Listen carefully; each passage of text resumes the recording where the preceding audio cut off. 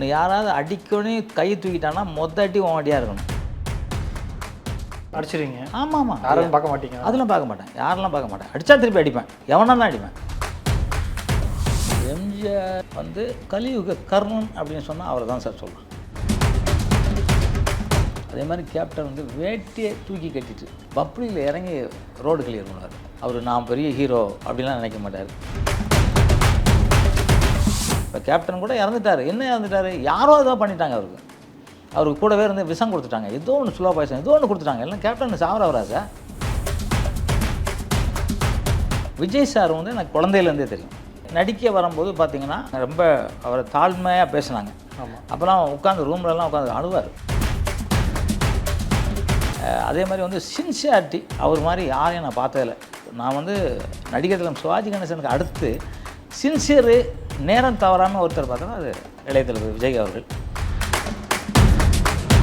அதில் பகவதி தான் ஒரு ஆக்ஷன் ஹீரோவாக கொண்டு போச்சு. ஆமாம், ஃபஸ்ட்டு அவர் ஆக்ஷனாக மாற்றுறது நீங்கள் தான். அதில் எந்த அளவு மாற்றம் இல்லை. அதுக்கு வெங்கடேஷ் சாரும் ஒரு முதல் காரணம். சிம்பு கூட சார் அவ்வளோ நடிகன் சார். நான் வந்து ஒரு 4 வயசு இருக்கும்போது ப்ராக்டிஸ் கொடுக்க போயிருக்கேன். ஜிம்மு திறக்கிறேங்க. அப்போ வந்து இளைய தளபதி கேப்டன் 2 பேர் தான் திறக்கிறாங்க. இளைய தளபதி வராப்புல, தம்பி வராப்புலையா, தம்பிக்கு பெரிய கட்டவரெலாம் எனக்கு வைக்கக்கூடாது, ஏன் நீ வரமாட்டீங்களாண்ணே? நான்லாம் வந்துட்டேன்ப்பா, தம்பி நல்ல பெரிய ஆளாகட்டும். சரி, யாருக்குங்க அந்த மனசு இருக்கும்?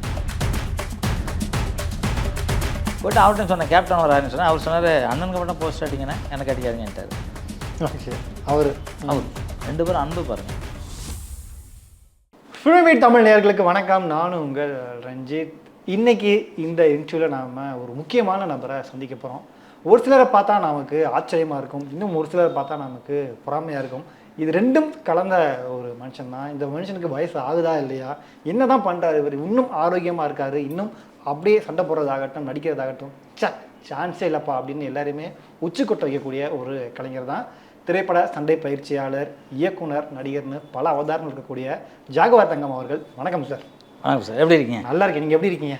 சூப்பராக இருக்கேன் சார். நீங்கள் ஆரோக்கியோட இருக்கணும், நிறைய விஷயங்கள் பேசலாம். ஆரம்ப சொன்ன மாதிரி ரொம்ப ஆச்சரியமாக இருக்குது, எப்படி தான் மெயின்டைன் பண்ணுறீங்க? ஆமாம், இப்போ எனக்குலாம் பாருங்கள் 20 வயசு தான் ஆகுது, பாருங்கள் எப்படி இருக்கேன்ட்டு. 20? ஆமாம், 20 வருஷம் தான் ஆகுது. அதில் ஃபிலிமேட் தமிழ் நேயர்களுக்கு அன்பு கலந்த வணக்கத்தையும் கரம் கூப்பி சிரம் தாழ்த்தி நன்றி கலந்த வணக்கத்தை தெரிவிச்சுக்கிறோம். நிறுவனத்திற்கும் தொழில்நுட்ப கலைஞத்துக்கும் உங்களுக்கும் நன்றி கலந்த வணக்கத்தை பெருமைப்படுறேன். நீங்கள் கேட்ட கேள்வி வந்து எப்படி இளமையாக இருக்கீங்க நீங்கள் கேட்குறீங்க. ஓகே, ஒழுக்கமாக இருக்கேன் சார். ஆல்வேஸ் எல்லாத்துலேயும் ஒழுக்கம். அது தண்ணி அடிக்குதா, இல்லை சிகரெட் குடிக்குதா, இல்லை கஞ்சா அடிக்குதா, இல்லை வந்து அப்படி இப்படி எல்லாத்துலேயுமே ஒழுக்கமாக இருக்கேன். முதல் காரணம். எந்த கெட்ட பழக்கம் கிடையாது? எந்த படம் கிடையாது சார். எனக்கு தெரிஞ்சு எந்த கடமை நான் கற்றுக்கல. எல்லா வாய்ப்புகளும் நான் படம்லாம் விட்டுருக்கேன். அதனால் பட வாய்ப்புகள்லாம் விட்டுருக்கேன். பெரிய பெரிய ஸ்டார் படம்லாம் விட்டுருக்கேன். பெரிய பெரிய டைரக்டரு எல்லாம் இன்றைக்கி தண்ணி அடிக்கலாம் படம் இல்லைன்னு சொல்லுங்க, அப்படியே எல்லாம் வந்திருக்கேன். ஏன்னா எனக்கு என் உடம்பு முக்கியம், எல்லாமே முக்கியம் தான். ஆனால் வந்து என் உடம்பு அதை விட முக்கியமாக நான் நினைக்கிறேன். பணத்தை விட எல்லாத்த விட என் உடம்பு எனக்கு முக்கியமாக நான் நினைக்கிறேன். எங்கள் அம்மா அப்பாவுக்கு அப்புறம் என் உடம்பு எனக்கு ரொம்ப பிடிக்கும். அதனால் அது கெடுக்கக்கூடாது அப்படின்னு நினைக்கிறேன். எங்கள் அம்மா அப்பா வந்து அந்த காலத்தில் வந்து மகாபாரத கதைகள் சொல்லுவாங்க. அதை வந்து எனக்கு இன்னும் வந்து நல்லா ஞாபகம் இருக்குது. கிருஷ்ணர் எப்படிப்பட்டவர், பீமன் எப்படி இருந்தார், அர்ஜுன் எப்படி இருந்தார், சகாதேவன் நகலதேவன் எப்படி இருந்தாங்க, இது மாதிரி எதிர்த்தரப்பில் இருக்குது அந்த அந்த ஆப்போசிட் குரூப்பு, அவங்கெல்லாம் துரியோதன குரூப்பு எப்படி இருந்துச்சு, அது மாதிரி ஒரு மாதிரி ஆஞ்சநேயர் எப்படி இருந்தார், ராமர் எப்படி, எல்லாமே வந்து நிறைய கதைகள் சொல்லிக்கிட்டே இருப்பாங்க. அதை கேட்டு கேட்டு கேட்டு சின்ன வயசுலேயே அப்படி தான் இருக்கணுங்கிறது எண்ணம் வந்துச்சு எனக்கு. மைண்டில் ரிஜிஸ்டர் பண்ணிட்டேன். வேறு எதுவுமே இல்லை. நான் வந்து அம்மா 6-7 வயசில் இறந்துட்டாங்க. 6 வயசு இருக்கும்போது இறந்துட்டாங்க. அதுக்கப்புறம் வந்து நான் அங்கே விட்டு மயிலாப்பூர் கடைக்கு வேலைக்கு வந்து அவன் அங்கேருந்து திருப்பி போய் திருச்சிக்கு போய் அங்கே போய் இங்கே போய் எங்கே எல்லாமே போய் உப்பு வண்டி இழுத்து எல்லாமே பண்ணேன். எல்லாமே பண்ணி கடைசியில் வந்து நம்ம சண்டை கற்றுக்க போகிறோம். சண்டை கற்றுக்கிற இடத்துல கற்றுக்க தர மாட்டேங்கிறாங்க. ஏன்னா ஊர் விட்டு ஊர் வந்திருக்கான். அவன் தூத்துக்குடி இல்லை, எனக்கு அவன் வந்து திருச்சியில் வந்திருக்கான். அவனுக்கு எதுக்கு சண்டை கற்றுக் கொடுக்கணும் அப்படின்னு எங்கள் வாத்தியார்ட்ட சண்டை போடுறானுங்க. எங்கள் வாத்தியாரம் சரிடா செருப்பு துடைக்கட்டா, இந்த கிளாஸ்லாம் டீ குடிச்சு அங்கங்கே போட்டுக்கிட்டா, அவன் தூக்கிட்டு போடுவார்லாம். ஓகேங்க போடுறேன். எங்கள் அம்மாவும் அப்பாவும் ஒரு டைலாக் எனக்கு சொன்னாங்க. அது எனக்கு இன்னும் நல்லா ஞாபகம் இருக்குது. எனக்கு என்னமோ இப்போ என் காதுக்குள்ள சொன்ன மாதிரி இருக்குது. உன்னை யாராவது அடிக்கணும் கை தூக்கிட்டான்னா அடி உன் அடியாக இருக்கணும். கை தூக்குற வரைக்கும் ஓகே, உன்னை அடிக்கணும் அப்படின்னு கை தூக்கிட்டான்னா அவன் எவனாக இருந்தாலும் சரி அடி உன் அடி இருக்கணும் அப்படின்னு சொல்லியிருக்காங்க. அது மாதிரி நான் கடைசி வரைக்கும் அப்படி தான் இருந்தேன். யாருன்னா பொறுமையாக தான் இருப்பேன். அடிக்க ஓங்கிட்டானா அடி என் அடியாக இருக்கும். அடிச்சிருவீங்க? ஆமாம், யாரும் பார்க்க மாட்டீங்க? அதெல்லாம் பார்க்க மாட்டேன், யாரெல்லாம் பார்க்க மாட்டேன். அடித்தா திருப்பி அடிப்பேன், எவனா தான் அடிப்பேன். அது எங்கள் அம்மா சொன்னது, எனக்கு அதை அப்படியே ஃபாலோ பண்ணுறேன். அப்போ இந்த ஒழுக்கம் இப்படி தான் இருக்கணும், இப்படி சாப்பிட்ணும், சம்பளம் கட்டி தான் உட்காரணும், தரையில் உட்காந்து தான் சாப்பிட்ணும், இதெல்லாம் எங்கள் அம்மாலாம் சொல்லுது. எங்கள் வீட்டில் 100 மாடு 100 ஆடு கோழி கிளின்னு ஏகப்பட்டது இருக்கும். கட்டில் தான் அந்த இந்த கட்டில் தான் வச்சுருக்கோம். கைத்து கட்டில இல்லை, கைத்து கட்டில், நார்கட்டில். ஓகே, நல்லா இருக்கும், ஜில்லு ஜில்லுன்னு இருக்கும். ஏக்கரை கணக்கில் வீடு இல்லாங்களே அங்கெல்லாம். அப்போ நான் சொல்கிறது 70 வருஷம் முன்னாடி எப்படி இருக்கும் பாருங்கள். வயக்காடுலாம் ஃபுல்லாக வயக்காடு தான் எல்லாம். எங்கள் வீட்டுக்கு முன்னாடியே அப்படியே இடம் ஃபுல்லாக காற்றா தான் அடிச்சு கிடக்கும். புளிய மரம், தென்னை மரம், பனை மரம்னே அடி இருக்கும். பயமாக இருக்கும் 6 மணிக்கு மேலே.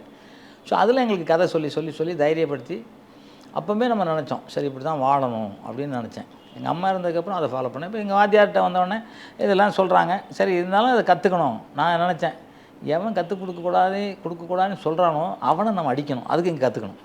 ஓகே, ஆமாம். எங்கள் அம்மா அப்படி சொன்னால் நான் இப்படியும் எடுத்துக்கிட்டேன். 36 கலை கற்றுக்கிட்டேன்.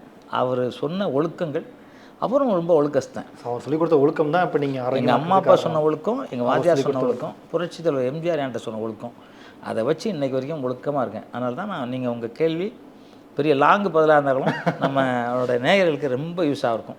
அம்மாவை மதிக்கணும், அப்பாவை மதிக்கணும், குருவை மதிக்கணும், பெரியவங்களை மதிக்கணும், உடம்பையும் மதிக்கணும். உடம்பை எல்லாத்த விட மேலே நம்ம உடம்பு நல்லா இருக்கணும் நம்ம நினைக்கணும். ஓகே, அப்போ தான் நல்லா இருக்கும். கிட்டத்தட்ட ஒரு எத்தனை படம் சார் பண்ணியிருப்பீங்க? கிட்டத்தட்ட ஒரு 2000 படத்துக்கு மேலே. 2000 மாஸ்டரா மட்டுமே. அது கணக்கில் வந்தது 2000 அப்படின்னா ஆமாம், வராமல் எத்தனையோ இருக்குது. எனக்கே திடீர்னு இப்போ டிவியில் வாங்கி இந்த படம் நம்ம பண்ணணுமே நினைப்போம். அது வரைக்கும் தெரியாது. ஸ்டண்டு நடிகராக ஒரு 4000 சில்லற படம், ஒரு தமிழ், தெலுங்கு, ஹிந்தி, கன்னடம், மலேசியா, ஒரியன், ஆங்கில மொழி எல்லா படமும் அவ்வளோ பண்ணியிருக்கேன் சார். ஒரு 40 வருஷத்துக்கு மேலே.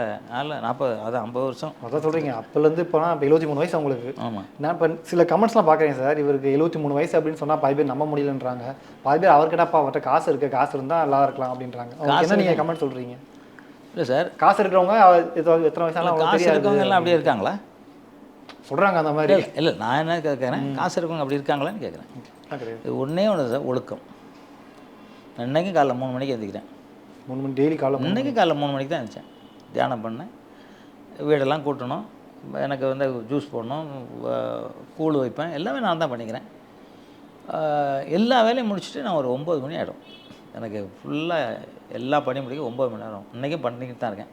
எனக்கு I love you yoga, I love you stunt, I love you உடற்பயிற்சி. என்னால் ரொம்ப பிடிச்சது என்ன எனக்கு பிடிக்கும், என்னோடய பயிற்சிகள் எனக்கு பிடிக்கும். அதில் நான் எந்த இடத்துலையும் நான் காம்ப்ரமைஸ் கிடையாது.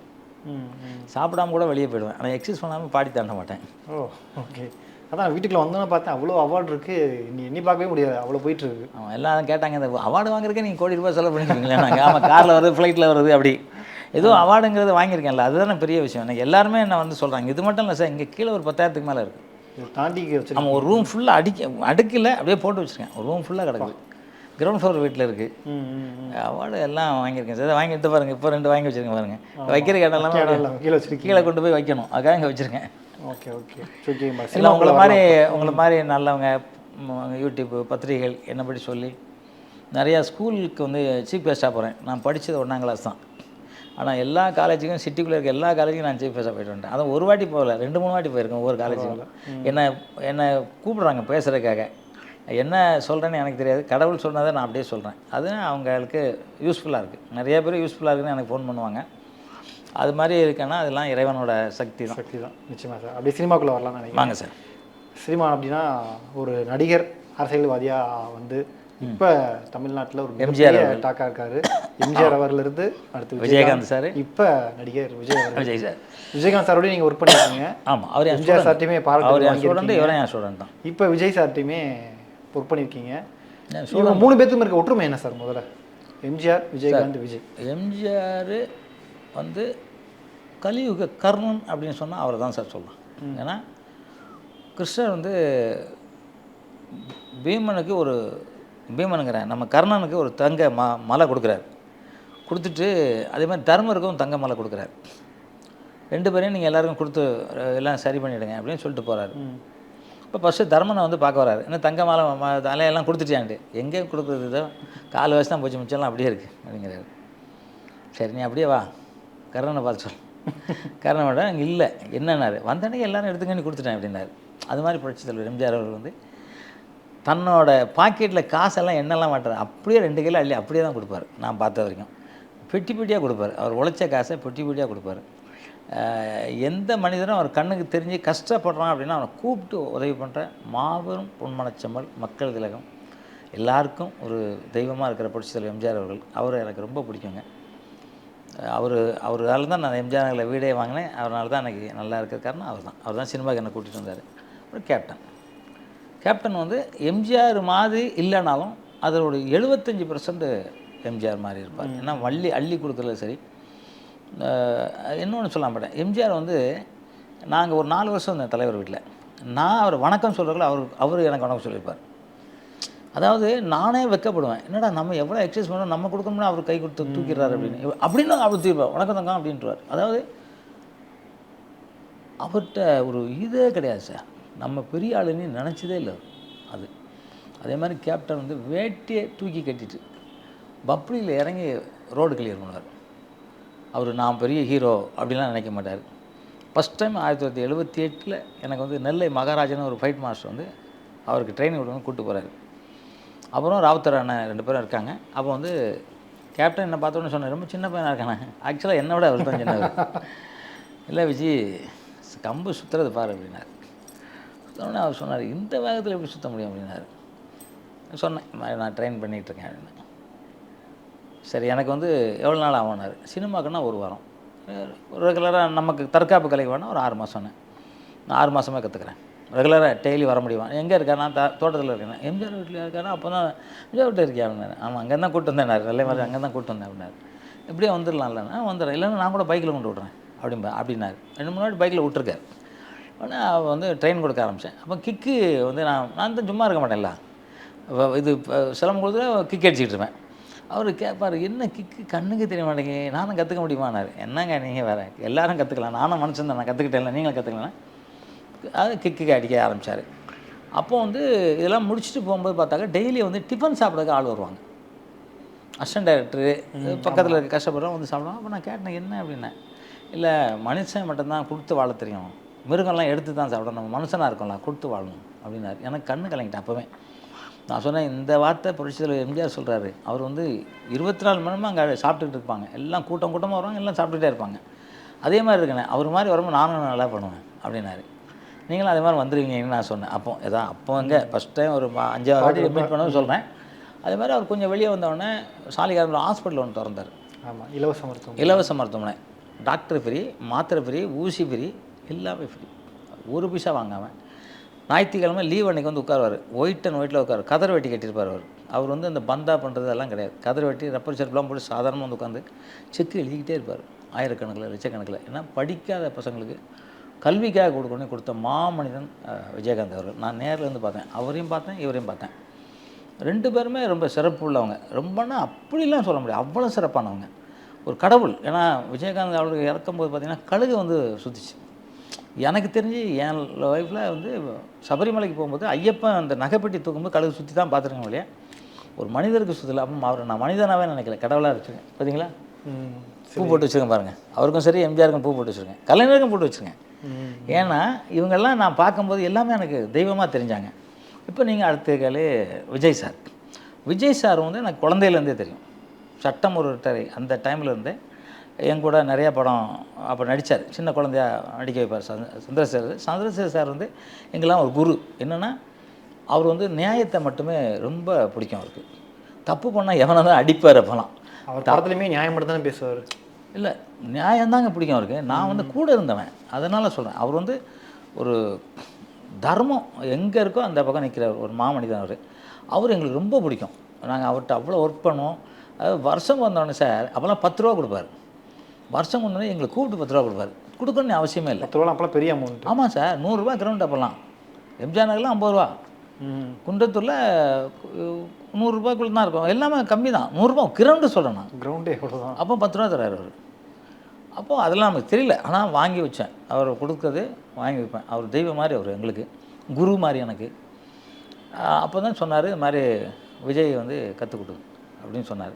ஏன்னா அப்புறம் சிலம்பம் சுற்றுறது, கிக் அடிக்கிறதுலாம் எல்லாம் பார்த்து மிரளுவாங்க. ஏன்னா அப்போல்லாம் கராட்டெல்லாம் ஒன்றும் வரவே இல்லை அந்த டைம்லலாம். அந்த டைமில் நம்ம கிக்கெல்லாம் பார்க்கும்போது இந்த செவரில் ஏறி திருப்பி அடிக்கிறதுலாம் விஜயகாந்த் அடிச்சார்ல, அதெல்லாம் நான் ட்ரெயின் கொடுத்தது தான் அவருக்கு. ஓகே. அதனால் இதெல்லாம் பார்த்துட்டு கொடுங்க சொன்னேன். அப்போ அப்படியே கொடுப்போம், பீச்சுக்கெல்லாம் கூப்பிட்டு போவோம். அதான் அவர் எஸ்ஐசி சார் சொன்னார்.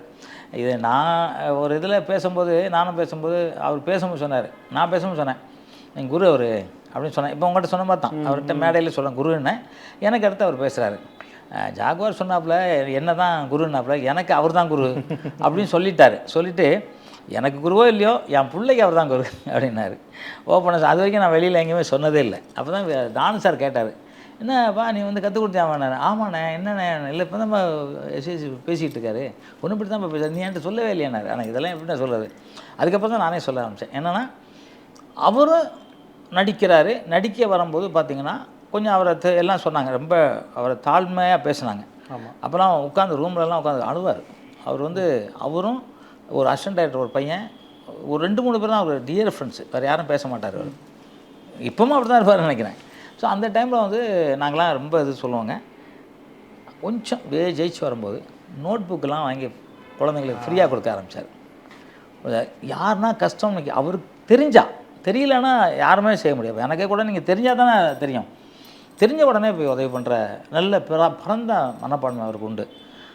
அதே மாதிரி வந்து சின்சியாரிட்டி அவர் மாதிரி யாரையும் நான் பார்த்ததில்லை.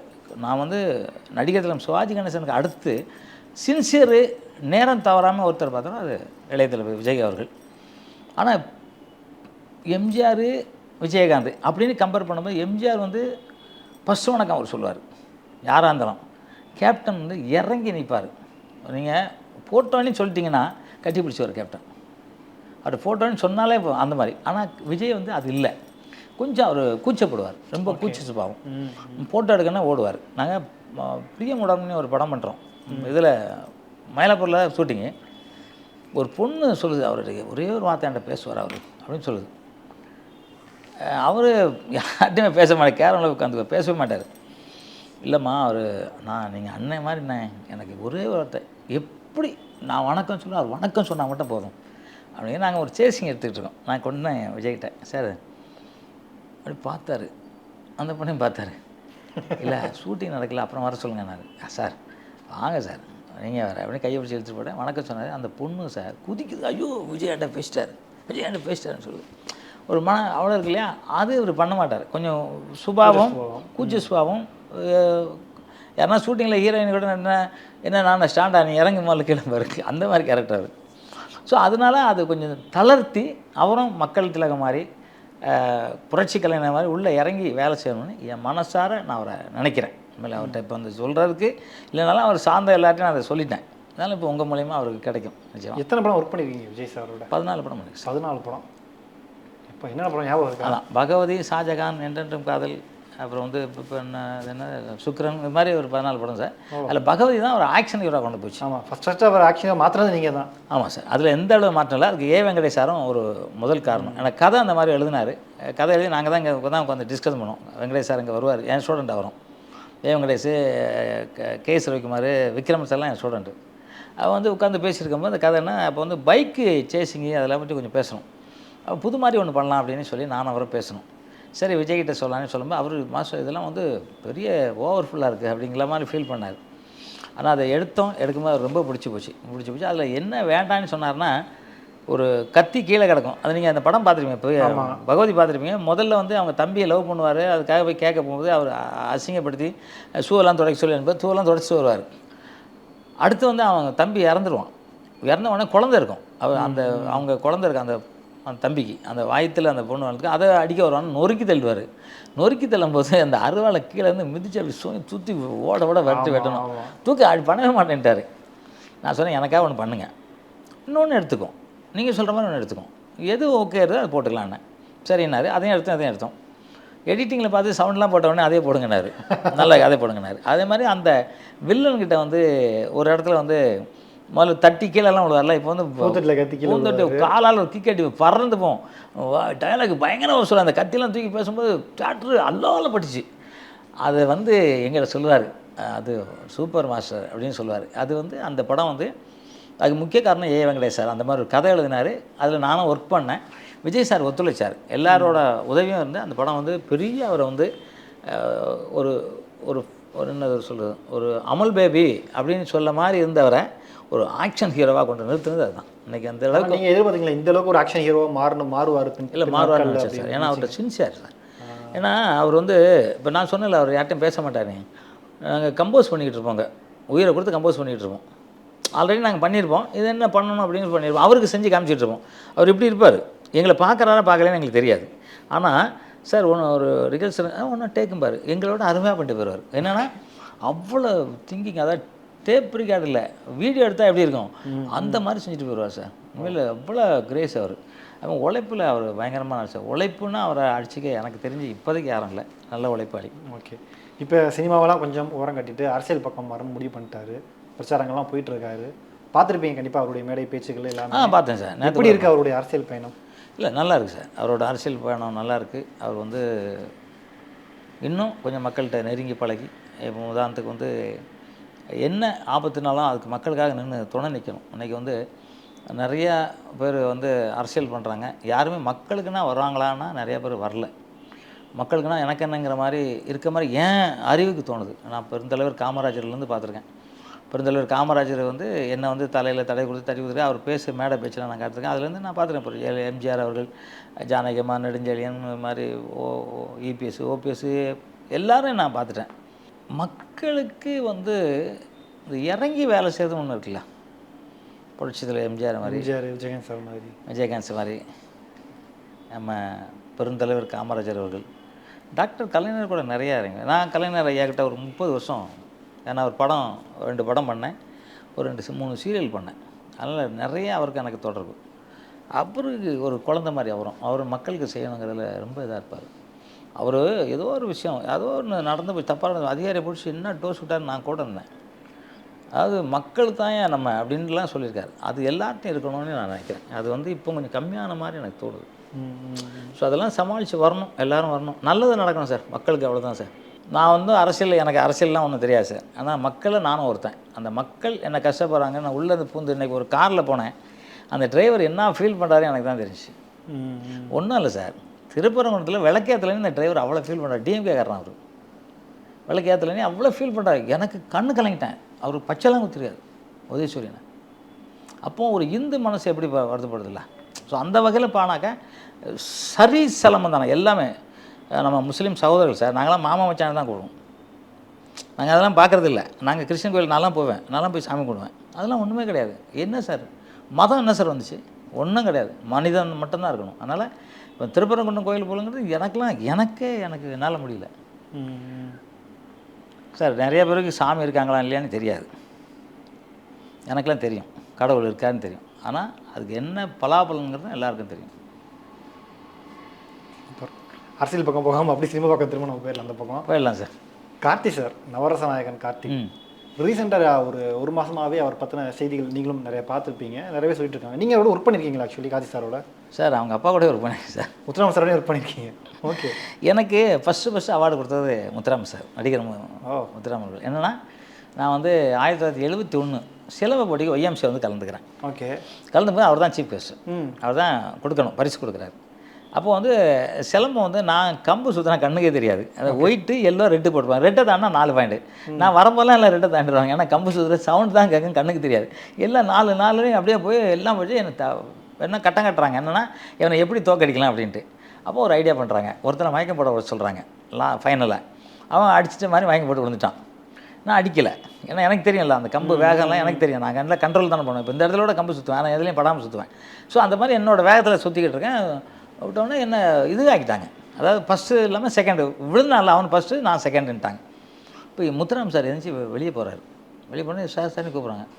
என்னையா ஒரு நியாயம் இல்லையா, அந்த பையன் என்ன சுற்றுறான், அவனுக்கு வந்து இன்னும் கூட தங்கத்தை கொடுங்கயா, அவனை போய் 2வது கொடுக்குறீங்கன்னா இல்லை அடிச்சிட்டான். யார் அடித்தா? என் பாயிண்ட்டை நான் அங்கே இருக்கேன், கம்பு படவே இல்லை.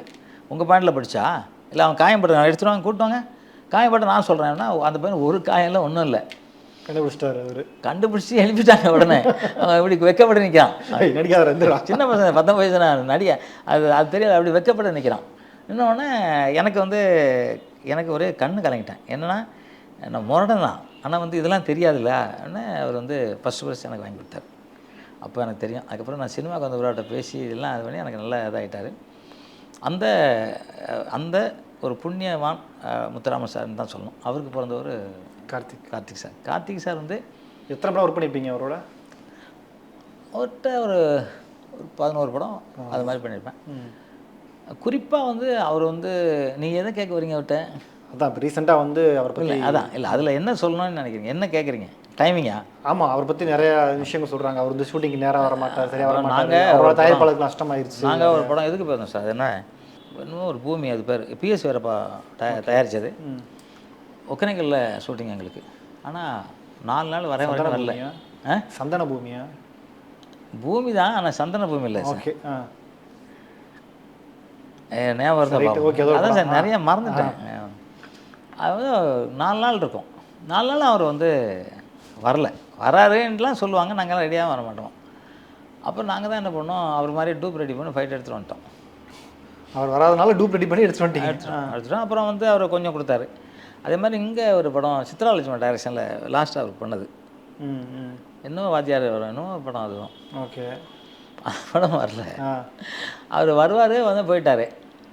அவர் வந்து நான் கொஞ்சம் குத்துங்க மூஞ்சி திருப்புங்க அப்படிலாம் சொல்லிட்டு ஃபுல்லாக டோப் வச்சு எடுத்துட்டேன் ஒரு நாளில். சித்தராஜன் கேட்டால் சொல்லுவார்.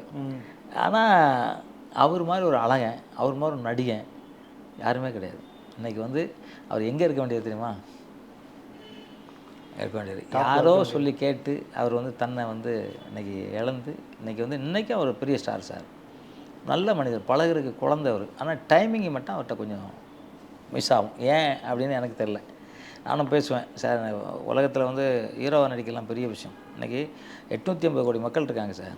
ஒரு 1000 ஹீரோ இருப்பாங்களா, 1 லட்சம் ஹீரோ இருப்பாங்களா? அதில் அவர் ஒருத்தர். அது கார்த்திக் சாரை விரும்பாதவங்க யார்? எல்லோரும் அவரை பிடிக்காதவனே யாரும் இருக்க முடியாது. எனக்கெல்லாம் அவர் அப்படி பிடிக்கும் சார், அப்படி பிடிக்கும். அவர் நடிக்கலேன்னுலாம் வருத்தலாம், அவ்வளோ கண்ணு கலைஞருங்க எனக்கு. அப்படிலாம் அவங்க பையன்கிட்ட கூட சொல்லியிருக்கேன், உங்கள் அப்பா எவ்வளோ பெரிய இது தெரியுமா, அவங்க தாத்தாவும் அது மாதிரி. அப்புறம் அதே மாதிரி அவங்க அப்பா அவர் மாதிரி இன்னும் நடிக்கல சார். கார்த்திக் மாதிரிலாம் இன்னும் அசால்ட்டாக நடிச்சு போயிடுவார் சார், ரொம்ப அசால்ட்டு. ஆனால் டைமிங் மட்டும்தான் அவர்கிட்ட கொஞ்சம் மிஸ்ஸிங். அது வந்து நானும் பார்த்தேன், உண்மை தான் சொல்லியிருக்காங்க. இனி காலம் கடந்து போயிடுச்சு, அதை சொல்லி என்ன இருக்குது ஒன்றும் தெரில. வர்றவங்க இனியா எல்லோரும் கரெக்டாக இருக்கட்டும். ஏன்னா ஒரு ப்ரொடியூசர் படம் எடுக்கிறாங்கன்னா எவ்வளோ லாஸுங்கிறது தெரியும். ஒரு நாள் ஷூட்டிங் லாஸ்னால் இன்றைக்கெலாம் 5-10 லட்ச ரூபா, அன்றைக்கி வந்து ₹1 ₹1.5. அன்றைக்கி வந்து ஒரு கிரவுண்டு ஒரு ஏக்கராகவே 20,000 தான். அன்றைக்கி ஒரு நாளைக்கு 1.5 லட்சம் 2 லட்சம் லாஸ்னால் இருப்பாங்க. அப்போ வந்து ப்ரொடியூசர் மத்தியில் ஒரு இது வந்துடும். அதனால தான் அப்படி ஆச்சு. ஆனால் அதே மாதிரி இப்போ வந்து சிம்பு சார் வந்து வரலன்ட்டு ஒரு பெரிய பிரச்சனை அடிபடுச்சு. இப்போ அவர் வந்து சரியாயிட்டார் இப்போ. ஆனால் சிம்பு கூட சார் அவ்வளோ நடிகன் சார். நான் வந்து ஒரு 4 வயசு இருக்கும்போது ப்ராக்டிஸ் கொடுக்க போயிருக்கேன் எங்கள் வீட்டுக்கு. அப்போவுமே பயங்கரமான நாள். அப்போ வந்து இந்த தூர்தர்ஷனில் தான் ஞாயிற்றுக்கிழமை அன்றைக்கி ஏதோ போடுவாங்க, நாடகம் மாதிரி போடுவாங்க. நைஸாக சொல்லுவாங்க, எங்களுக்கு உடம்பு சரியில்லைன்னு வீட்டுக்கு போயிருங்க. என்ன டேலண்ட் பாருங்கள் அந்த வயசுலேயே. ஆமாம். ஆனால் உஷா மேடம் கண்டுபிடிச்சிருவாங்க, என்னம்மா சார் உடம்பு சரியில்லை போக சொல்கிறானா, டேய் அதெல்லாம் முடியாது, நீ இது பாரு அப்புறம் பார்த்துலான்ட்டுருவாங்க. ஸோ அது மாதிரி அறிவாளி அவன் மாதிரி அந்த பையன் தம்பி மாதிரி டான்ஸ் ஆட முடியாது சார், அவன் சன் ஆட முடியாது, நடிக்க முடியாது. எவ்வளோ கலைன்னு அந்த கலை யாரோ ஒருத்தன் ஏமாற்றிட்டான் சார். எவ்வளோ அவனை கெடுக்கணும்னு கெடுத்துட்டான். இல்லைன்னா அவர்லாம் கெடுக்கிறவரா சார். இன்றைக்கி வந்து நல்லா வந்திருக்காரு சார், இன்றைக்கி திருப்பி ஸ்டார் ஆவார். நிச்சயமாக எல்லாமே அப்படி ஆகணும் சார். இன்றைக்கி வந்து எல்லாம் ஒன்றும் இல்லை சினிமா. இப்போ கார்த்திக் சார் வந்து எவ்வளோ படம் எல்லாமே ஹிட்டு தானே சார், எல்லாம் 100 நாள் படம் தான் சார். இப்போ யாரும் 100 நாள் படமே கொடுக்கல. சில்வர் ஜூப்ளி அவ்வளோ கொடுத்துருக்காரு. எல்லாம் சில்வர் ஜூப்ளி சார். சும்மா வந்தாலே அவ்வளோ கை தட்டு சார். என்ன பெரிய நடிகர். யாரோ ஏமாற்றிட்டாங்க, யாரோ கெடுத்துட்டாங்க சார். அவங்க கெடுத்துருக்க மாட்டாங்க, யாரோ கெடுத்துட்டாங்க, அவ்வளோதான். நான்லாம் அதான் சொல்லுவேன். இப்போ கேப்டன் கூட இறந்துட்டார். என்ன இறந்துட்டார், யாரோ ஏதோ பண்ணிட்டாங்க. அவருக்கு கூடவே இருந்து விஷம் கொடுத்துட்டாங்க, ஏதோ ஒன்று ஸ்லோ பாய்சன் ஏதோ ஒன்று கொடுத்துட்டாங்க. எல்லாம் கேப்டன் சாவரவரா சார்? கேப்டன் மாதிரி அடிச்சார்னா செவர்லாம் பிச்சுட்டு போயிரு சார். அவர் என்ன பவருங்கிறீங்க, அவர் கையை பிடிச்சாங்க அவ்வளோ பவர். அவர் எப்படி சார் செத்தார்? நான் அடிக்கடி சொல்லுவேன், கேப்டன் நீங்கள் பார்த்துருங்க, நீங்கள் வந்து குழந்தைங்க அவர். எனக்கு தெரிஞ்ச கேப்டன் குழந்தை இறங்கி வருவார் பாருங்க. எங்கள் வீடு ஜிம்மு திறக்கிறோங்க. அப்போ வந்து இளைய தளபதி கேப்டன் 2 பேர் தான் திறக்கிறாங்க. நான் வந்து கேப்டன் வேற ஒரு பெரிய நடிகர்கிட்ட கேட்டுக்கிட்டு இருக்கேன் ஜிம்மு திறக்கிறதுக்கு. வரேன்னு ஒரு 6 மாதம் இழுக்க அடிச்சிட்டார். நான் வந்து ஜாமான் மட்டும் அப்போதைக்கு ஒரு 80 லட்ச ரூபாய்க்கு வாங்கி போட்டிருக்கேன். திறக்கல, என்னடா அது திறக்கல. வந்து ஒரு நாள் கேப்டனுக்கு ஃபோன் பண்ணுறேன், அது மாதிரி ஜிம் ஒன்று ஓப்பன் பண்ணோம், என்றைக்கு சொல்லுதாங்க, நான் வந்துடுறேன் அப்படிங்கிறாரு. எங்கே இருக்கீங்க? ஃபிலிம் சிட்டியில். சரி ஃபிலிம் சிட்டிக்கு போகிறேன். ஆனால் நான் போகிறக்குள்ளே எனக்கு டிஃபன் வாங்கிக்கிறாரு. நான் வந்து போனது 10, இங்கேருந்து சாப்பிட்டு தான் போகிறேன். ஆனால் டிஃபன் வாங்கிக்கிறேன். டிஃபன் சாப்பிடும் போதில் அப்புறம் பேசணும், ஆனால் சாப்பிட்டேன், அதெல்லாம் முடியாது சாப்பிடு அப்படிங்கிற அந்த மாதிரி உரிமை மாதிரி அவரே போடுறாரு, குழம்புலாம் ஊற்றுறாரு. கேட்குறாரு என்ன அப்படின்னாரு, ஜிம்மு திறக்கிறேண்ணே. ரெடி பண்ணிட்டியா? ரெடி பண்ணிட்டேன். என்றைக்கு வேணும்? செகண்ட் சண்டே வைக்கலான்ட்டு இருக்கேன். ஓகே வச்சுக்க, எங்கேயும் போகல, இங்கே தான் இருக்கேன், சென்னைக்கு தான் இருக்கேன், வரேன்ட்டார். சரி ஓகே அப்படின்னு சொல்லிட்டு அப்புறம் சொன்னேன், இது மாதிரி இளைய தளபதி வராப்புல. தம்பி வராப்புலையா? தம்பிக்கு பெரிய கட்டோடலாம் எனக்கு வைக்கக்கூடாது. ஏன் நீங்கள் வரமாட்டீங்களாண்ணே? நான்லாம் வந்துட்டேன்ப்பா, தம்பி நல்ல பெரிய ஆளாகட்டும். சார் யாருக்குங்க அந்த மனசு இருக்கும்? நான் நேரில் கேட்டேன் சார். நான் இன்றைக்கெலாம் சொல்ல, அன்றைக்கே பேட்டி கொடுத்துருக்கேன். அன்றைக்கே விஜய்கிட்ட சொல்லியிருக்கேன். இது மாதிரி சொன்னார். சரின்னுட்டு நான் போயிட்டேன். அவர் ரொம்ப உரிமையாக எல்லோரும் பேசுவார் தெரியுமா, நீ விஜய் தம்பி தான் வைக்கணும்னா எனக்கு வைக்கக்கூடாது அப்படின்லாம் சொல்லி உரிமையாக பேசி அனுப்புகிறார். மேக்கப் ஒன்று கேட்டது, அன்றைக்கி செகண்ட் டேலாம் எனக்கு ஷூட்டிங் இருக்குது அப்படிங்கிற. ஷூட்டிங் இருக்கா? வரமாட்டார்னு நினைக்கிறேன் அப்படின்னாரு. நான் திருப்பி வந்தேன், நீங்கள் செகண்ட் டே ஷூட்டிங் வச்சுருக்கலாமே, அப்புறம் எப்படி வரேன்னு சொல்கிறீங்க அப்படின்னு. அதான் நீங்கள் வந்து பேனர்லாம் வைக்க வேண்டாம்னு சொல்கிறீங்களா அப்படின்னு கேட்குறேன். நானும் உரிமையாக பேச மாட்டேன், நல்லா உரிமையாக குத்தி விளையாடுவோம். நாங்கள் குத்திக்குவோம், அப்படி விளையாடுவோம். நாங்கள் ஷூட்டிங் தானே, 6 மணிக்கு தானே, நான் வரேன் அப்படிங்கிறாரு. இங்கே பாருங்க, வரணும் அப்படின்னேன், நான் வருவேன் அப்படிங்கிறாரு. அவனே ஓகே அப்படின்னு சொல்லிட்டு நான் வந்துட்டேன். வந்து விஜய்கிட்ட போனேன். விஜய் நான் வரேன்ட்டார். நான் அங்கேருந்து சொன்னேன், அவர்கிட்ட வரேன்னாரு. அங்கே வரேன்னா வரவேணான்னாரு. இருந்தாலும் போயிட்டு அவர்கிட்ட சொன்னேன், கேப்டன் வராருன்னு சொன்னேன். அவர் சொன்னார், அண்ணனுக்கு மட்டும் போஸ்ட் அடிங்கண்ணே, எனக்கு அடிக்காதீங்கன்ட்டார். ஓகே, அவர் 2 பேரும் அன்பு பாருங்கள். அது மாதிரி விஜய் சார் 4 ராகாலங்கிறதுக்கு 3:30 மணிக்கு எங்கள் காரில் வரவங்க ஒய்ஃப் நிற்கிறாங்க, வெளியில் அங்கே நிற்கிறாங்க, எங்கள் வீட்டுக்குள்ளெல்லாம் வரல. ஃபைட்டர்ஸ் தான் சொன்னானே, விஜய் வந்திருக்க மாதிரி இருக்குது, விஜய் வந்திருக்கு. ஆமாம், கார் நிற்கிறது பார்த்தா உள்ளே இருக்கார். அப்புறம் திருப்பி உள்ளே கொடுத்து உட்கார வச்சுன்னா 6 மணி ஆச்சு, விஜய் கேப்டன் வரல. எல்லாம் சொல்கிறாங்க ஷூட்டிங் இருக்குன்னாங்க, வரமாட்டார் அப்படின்னு சொல்கிறாங்க. நான் சொன்னேன் இல்லை வருவார் அப்படிங்கிறேன். கரெக்டாக 6:10 ஓடி வர்றாரு. அங்கே வந்து அவர் 100 பேர் கராட்டைக்காரங்களை 100 பேர் எல்லாம் அந்த பிளாக் அண்ட் பிளாக் ட்ரெஸ்ஸில் அவரை வரவேற்கிறக்காக நிற்க வச்சுருந்தேன். அவர் இந்த பக்கம் சந்தில் பைக்கில் வந்துட்டார் சார். அவர் மூஞ்சை கட்டிட்டு பைக்கில் வந்துட்டார். ஏங்க என்ன அங்கே வர, அதெல்லாம் ஒன்றும் வேணாம், ஜிம்மு திறக்கலாம் வா. அதாவது உரிமையான ஒரு நல்ல மனுஷன். அது மாதிரிலாம் பார்க்க பைக்கில் யாருனா வருவாங்களா? நடிகர் சங்க தலைவர் வருவாங்களா? ஸோ கேப்டன் ஒரு பக்கம் வராரு, இன்னொரு பக்கம் அப்போ இளைய தளபதியாக இருந்த விஜய் அவர்களும் வராங்க. 2 பேர் வந்து உங்கள் ஜிம்மை திறந்து வைக்கிறாங்க. ஆமாம், 2 பேர் வந்து திருப்தியாக நல்லபடியாக திறந்து வச்சாங்க. கூட்டம் இந்த காரணம் இங்கே வந்து மேடை போட்டேன், அந்த ரோடெலாம் தாண்டி அது வரைக்கும் கூட்டம். ஓகே, அந்த கூட்டம் இது வரைக்கும், அந்த கூட்டம் இது வரைக்கும் யாரும் கூட்டல. ஒரு திருவிழா மாதிரி இருந்திருக்கும் அப்போ. ஆமாம், ஏன்னா கேப்டன் தான் ஃபஸ்ட்டு பப்ளிக் மீட்டிங். ஓ ஓகே ஓகே ஓகே. அதுக்கு அவருக்கு விஜய் சாரும் அதான் பப்ளிக்கு. ஓகே, அவர் ராமராஜ் சார் வந்தார், நிறைய பேர் வந்தாங்க. பாண்டியராஜன் சார் வந்தார், வடிவேல் வந்தார், விவேக் சார் வந்தாங்க, மும்தாஜ் என்னோட ஸ்டூடெண்ட் அவங்க வந்தாங்க, ஏகப்பட்ட இது வந்தாங்க. ஏன்னா நான் ஜிம்மு திறக்கிறேன்னா அவ்வளோ உண்மையிலே அதெல்லாம் கடவுளோட ஆசீர்வாதம், புரட்சி தலைவரோட பாசம். அவ்வளோ தூரம் அவ்வளோ பேர் எனக்காக வந்தாங்க. அதே மாதிரி என் பையன் கல்யாணத்துக்கு அவ்வளோ பேர் ரஜினிகாந்த் சார் தலைமையில் தான் கல்யாணம் நடந்துச்சு. ஏன்னா எல்லாருமே நான் அவங்கள்ட்ட அன்பாக இருப்பேன், அதை அவங்க எனக்கு திருப்பி கொடுத்துருக்காங்கன்னு தான் நினைக்கிறேன். இந்தியானா பிறக்கிறதுக்கு ரொம்ப ரொம்ப கொடுத்து வச்சுருக்கோம். தமிழனா பிறக்கிறதுக்கு முன் பிறவியில் பல 1000 பிறவியில் நன்மைகள் செஞ்சால் மட்டும்தான் தமிழனா பிறக்க முடியும். ஏன்னா அந்த தமிழ் அப்படிங்கும்போது ஒவ்வொரு வார்த்தையுமே அமிர்தம். தமிழ் அப்படின்னு ஒட்டும்போதே அந்த அமிர்தம் நம்ம உடம்புக்குள்ளே ஓடுதுன்னு சொல்கிறாங்க, சித்தர்கள் சொல்கிறாங்க, டாக்டருங்களும் சொல்கிறாங்க. அந்த தமிழில் பிறந்ததுக்காக நான் ரொம்ப மகிழ்ச்சி அடைகிறேன். நீங்களும் அந்த தமிழனா பிறகு ரொம்ப மகிழ்ச்சி அடைங்க. தமிழ் வாழ்க, தமிழ் வெல்க, தமிழர்கள் அனைவரும் ஜெயித்தே தீர்வோம். நன்றி, வணக்கம், ஜெய்ஹிந்த்.